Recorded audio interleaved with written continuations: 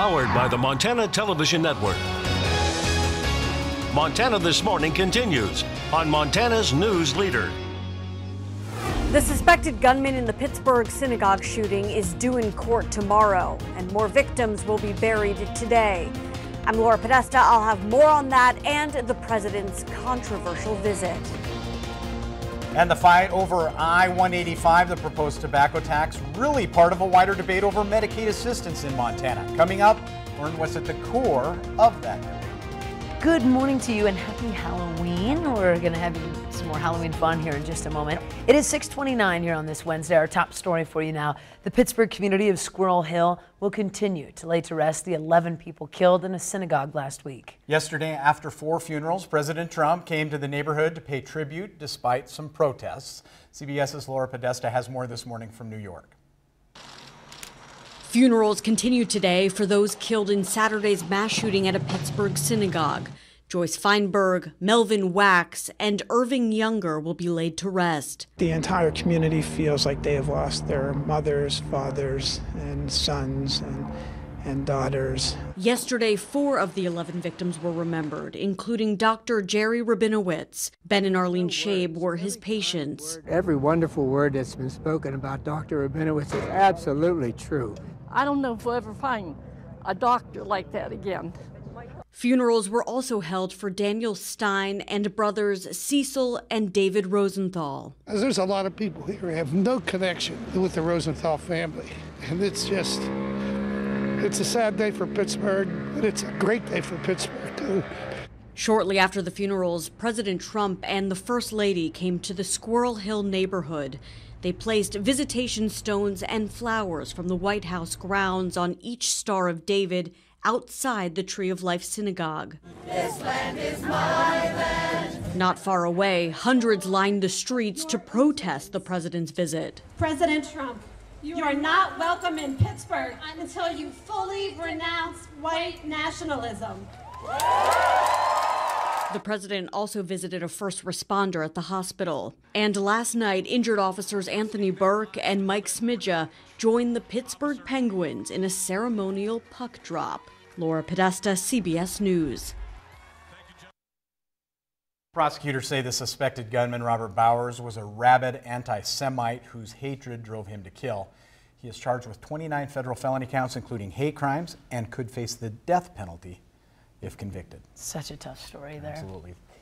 Switching gears to Halloween later on this afternoon, we've been kind of anxiously watching this forecast to see if it's going to hold the up. Transformation we made. It's amazing. Yeah, I think trick-or-treaters, you may just want to dress in layers a little bit. Southwest Montana. Pretty typical. I don't think the moisture is going to be particularly heavy, but we'll probably see a few showers out there, and that may dampen a little of the Halloween. No, it won't. They're still going to hit my house, I'm sure. Temperatures will probably start to cool down as you head around 5, 6 o'clock. And again, a few light showers trying to work their way into the area. We'll talk more about your Halloween forecast, of course, and much more coming up in a few minutes. Thank you, Matt. 6:32 now. A follow-up to a story we brought to you on Monday, a suspicious package at MTN's billing station, KTVQ. That package did not contain any dangerous items. It belonged to a man who lives in the area. Now, yesterday, the unnamed man was confronted by police after showing up at the station again. The 40-year-old was cooperative with police and was taken in for mental health evaluation. He says he is a Star Wars fan, and the devices in the plastic box were his homemade lightsabers. He left the box at the station because it has security cameras, and he felt those items would be safe there. Billings police say they are not identifying the man because he is not facing criminal charges. Now, one of the biggest issues on the November ballot is Initiative 185, which would extend Medicaid expansion in Montana and raise tobacco taxes to help pay for it.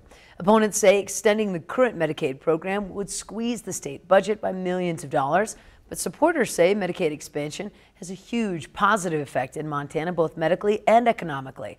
MTN's chief political reporter Mike Dennison has more. Medicaid expansion, approved in 2015, is now providing government-funded health coverage to nearly 100,000 low-income adults in the state. State money pays for part of the program, but supporters note that 90% is covered by the federal government, money they say has had a huge impact. It's brought $500 million into the state. It has saved the state in spending, $50 million. It's created 5,000 new jobs. I think it's irrefutable in terms of the bankruptcies that it has reduced. It's been a lifeline to our rural hospitals that so many people in this state rely on. The program is set to expire next June. I-185 would make Medicaid expansion permanent and raise tobacco taxes to help pay for the state's share of the costs. 2 tobacco firms have spent $17 million to defeat I-185, and hospitals and other healthcare groups have spent nearly $8 million on the campaign to pass it. Medical professionals say Medicaid expansion is improving health and saving money in Montana, such as diagnosing hundreds of cases of diabetes early. Almost 800 people have been diagnosed and treated for diabetes. Those are people who never would have known they had diabetes until they develop a complication from diabetes. Then they're going to end up in the emergency room, the hospital, and if they don't have insurance, well, then the hospital is going to have to end up eating that cost. But opponents of I-185 say the program has simply become too big, too wide open, and too expensive for taxpayers.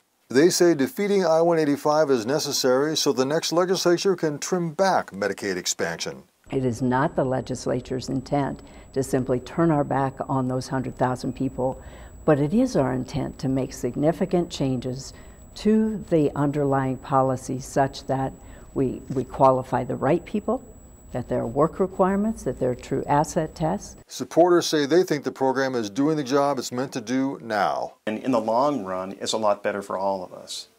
Even if you ignore the fact that it's just the right thing to do to make sure that we have as many people with access to health care as possible. Reporting from Helena, Mike Dennison, MTN News. Voters will render their final verdict on 185 in just 6 days. Now, yesterday was Student Voter Day across the state on several college campuses. With it being 1 week before the election, Forward Montana making sure students understand what's on the ballot and where those polling places are.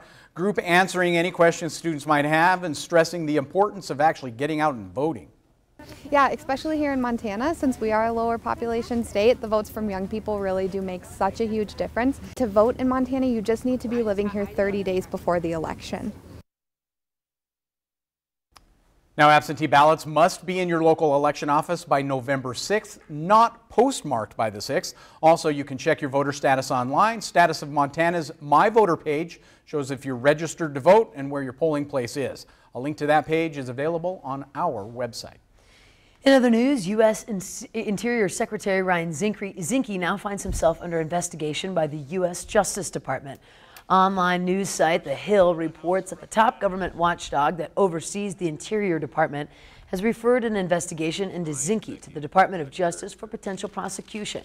Both CNN and the Washington Post report the former Montana congressman is under investigation for using his office for personal gain, but for the extent of the inquiry, which is unclear. Now, in response, Zinke says he has not been contacted by the Justice Department and calls this newest development another politically driven investigation that has no merit. The Inspector General currently has 3 open investigations into the Secretary. They include a real estate business deal that Zinke entered into with the chairman of the oil field services company Halliburton, and another on a decision that he made against approving a casino project in Connecticut after heavy lobbying from a casino giant, MGM.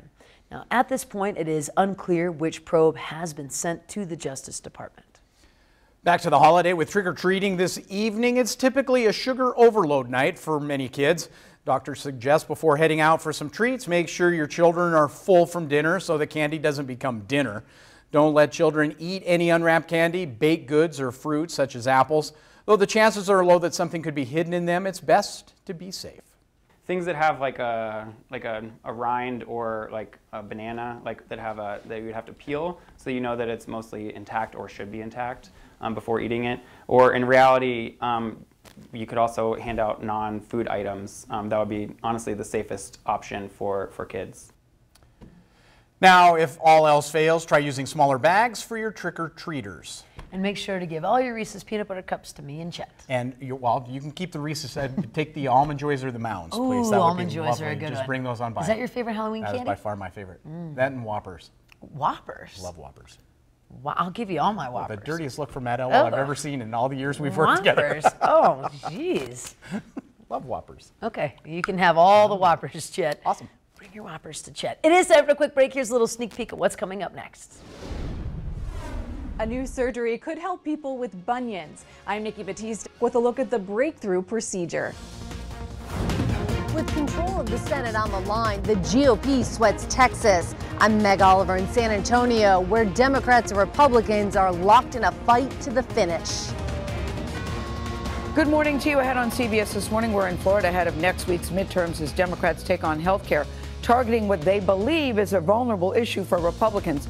And a new study finds popular kids apps are full of manipulative and disruptive ads. What you can do to protect the kids in your house and give them the best content. We'll see you 7 o'clock straight up.